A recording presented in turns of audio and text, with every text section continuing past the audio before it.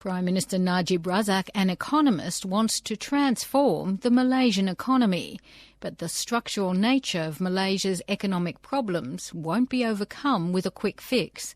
Teng is the Managing Director of Capital Dynamics Asset Management. I don't know what the economic transformation really is, because those programs were more short-term in nature. Possibly looking at 1-2 years' time. Commentators are today speculating on whether Mr Razak will be Prime Minister at the end of this year. He's complained of the lack of support for his development plans from the Chinese community. These policies favour ethnic Malays in business, education and housing. Teng says there is more uncertainty now, with the election result showing a move away from Barisan Nasional, despite the many handouts to voters. And he says because of the strong showing in the popular vote by Anwar Ibrahim's opposition coalition. I think the message is pretty clear in the sense that the voters are not so naive as to just forget about the longer-term issues and then just be seduced by all the very short-term type of benefits. But Daniel Wilson, economist with the ANZ Bank, believes uncertainty has been banished with the election result, which saw the currency surge. So the market was breathing a sigh of relief, really. And after the results came out in line with expectations, the ringgit really strengthened on the back of it. The economy won't perform to its best while Malaysia suffers a brain drain. Terence Gomez is Professor of Political Economy at the University of Malaya. He says the election result shows the urban middle class is rejecting the government's policies, especially its affirmative action for ethnic Malays, despite the Prime Minister's calls for reconciliation. That has come through very clearly in the election results.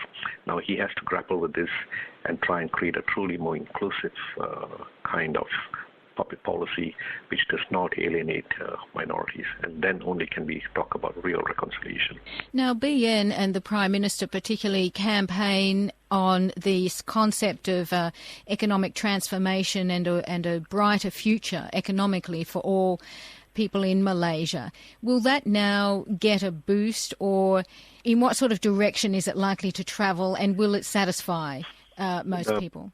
The Prime Minister has been in office for 4 years, and during that time he has introduced numerous policies, including the new economic policy, the government transformation plan, the 10th Malaysia plan, and the economic transformation plan. So he has had 4 years to implement these policies, and this can also be seen as an assessment of the electorate of his policies. It's very clear that the middle class urban electorate is not inspired by his public policies. This would suggest that he will need to go back to the drawing board and revisit his public policies and try and find a new framework for the development of the Malaysian economy. Exports have been flat for 3 years, commodity prices are down and productivity not what it should be.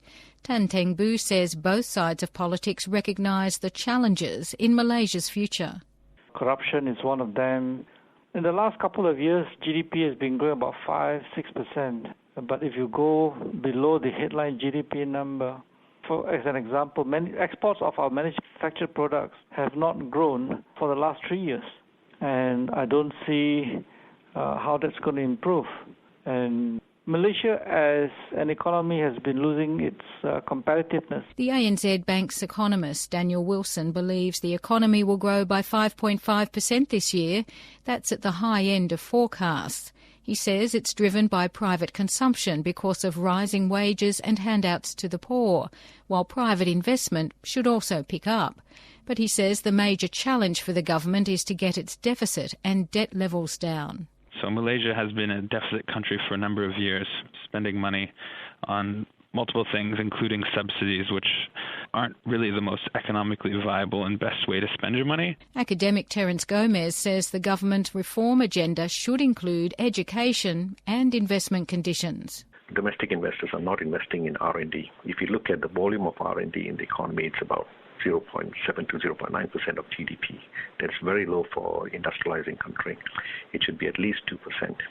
Now, to invest in R&D, there must be confidence by the investors that their property rights will be protected once their companies begin to grow.